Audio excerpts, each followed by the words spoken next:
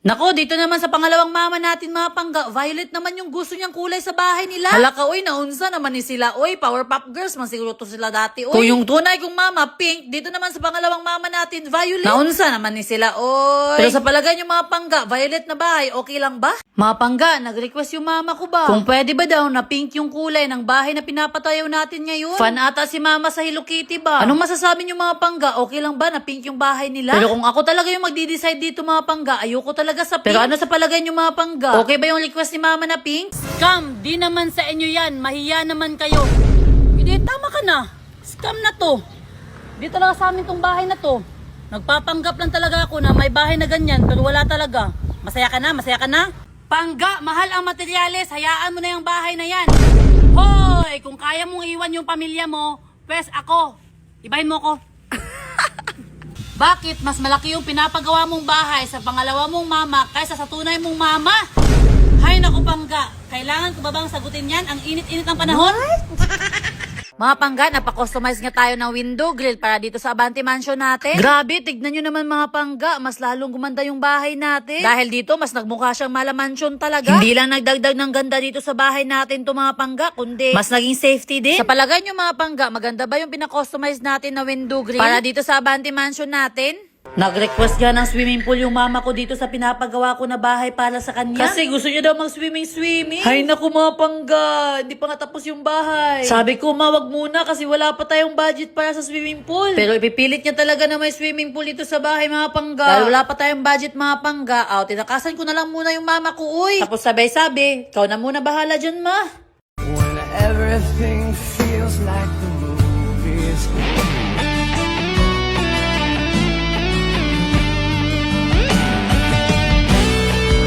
Oy, sobrang excited din Norme para ma-update kayo dito sa pinapagawang bahay para sa mama niya. Uy!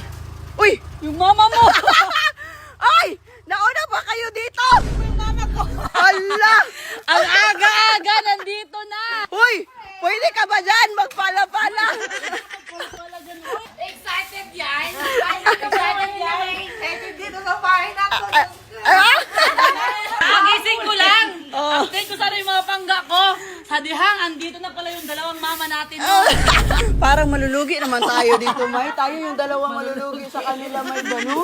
Mga pangga, ang daming nagko-comment kung bakit ko daw tinulungan yung kapatid ng mama ko para mapagawa tong bahay nila na hindi natapos.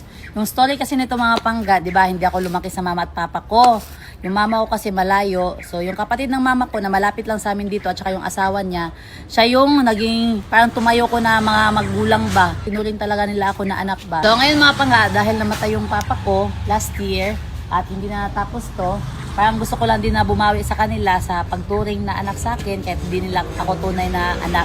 Hindi ka pa rin makakatipid kahit may e-bike yung mama mo kasi di kuryente yan. Pangga, hindi tayo nababahala kahit di kuryente to kasi yung buong bahay natin ay may solar. Kahit sabay-sabay pa yung 8 na aircon at iba't ibang appliances dito sa buong bahay natin, makakatipid pa rin tayo as long as may init. So dahil may e-bike yung mama natin mga pangga, nakatipid na tayo sa gas at nakatipid din tayo sa kuryente. Grabe mga pangga, no? Meron na tayo ng mga pinangarap lang natin dati. Pero sa totoo lang mga pangga, lumaki ako na hindi ko nakasama yung mama ko. Lumaki ako na hindi ko nakita yung totoo kong papa. Pero bless kasi lumaki ako sa poder ng lolo at lola ko na napalaki ako ng maayos. Pero sad to say lang, hindi na nila naabutan yung mga pinangarap lang nila dati para sa atin. Ngayon mga pangga, nasa punto na ako ng buhay ko na gusto ko na din bumawi para sa pamilya ko at saka sa mga tao na nandyan para sa atin. Thanks lang din kay Mamay, kay Inday Jenny dahil sinuportahan niya tayo sa lahat na walang pagdadalawang isip. So, yun lang. Mga pangga, ito yung update sa pinapatapos natin na bahay ngayon. So, last week, wala pa tong finishing. So, ngayon, meron na. Dito sa baba, pero sa taas, wala pa. So, tignan natin sa loob kung nasimulan na ba yung hagdanan mga pangga. Tara, excited na ako. Sana pag-uwi na ang pangalawa nating mama, no? Matapos na tong bahay na to. So, sa mga hindi nakakaalam, dalawa yung mama ko at dalawa yung papa ko. Sinisimulan na yung hagdanan mga pangga. Ayan, no?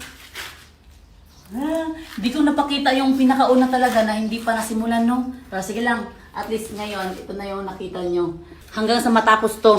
So dito sa loob, meron na ding finishing. Ayan. Excited na. Hindi pa nagagawa yung kusina. Yes. Diba? Ito, ipapatanggal to kasi kwarto to, pero wala talaga to sa plano. Sana kakayanin natin kasi sobrang mahal ng materialis ngayon mga pangga, no? Dalawa pa yung pinapatapos natin na bahay. Sana kakayanin natin. Adya! Mga pangga, aside sa pinapagawa natin na bahay para sa mama ko, meron din tayong ipapatapos na bahay para sa pangalawang mama ko at papa. Kaso mga pangga, last year, nawala na yung tinuturing ko na papa, kaya hindi to natapos. Kaya naman, tayo naman yung meron ngayon, ipapatapos natin to mga pangga. Let's go! Sabayan nyo ako sa journey natin dito sa pangalawang bahay ng mama ko.